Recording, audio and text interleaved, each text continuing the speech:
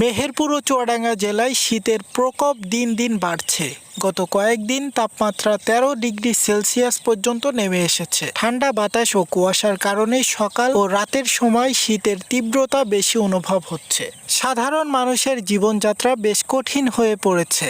দিনমজুরি ও খেটে খাওয়া মানুষেরা বিশেষভাবে সমস্যায় পড়ছেন, কারণ শীতের কারণে কাজের পরিবেশ প্রতিকূল হয়ে উঠেছে। শিশুসহ বয়স্ক মানুষেরা শীতজনিত রোগ যেমন সর্দি, কাশি ও জ্বর বেশি আক্রান্ত হচ্ছে। বিশেষ করে মেন রোডে অতিরিক্ত কষা থাকার কারণে ড্রাইভাররা বিপাকে পড়ছে। ইতিমধ্যে অনেক দুর্ঘটনার ঘটনা ঘটেছে, তাই ড্রাইভাররা বাধ্য হয়ে দিনের বেলায়ও তাদের গাড়ির হেডলাইন জ্বালিয়ে রাখছে। আবহাওয়া অধিদপ্তরের মতে আগামী কয়েকদিনে তাপমাত্রা আরও কিছুটা কমতে পারে। বিশেষ করে ভোর ও রাতে শীতের প্রকোপ বেশি থাকবে বলে সতর্ক করা হচ্ছে।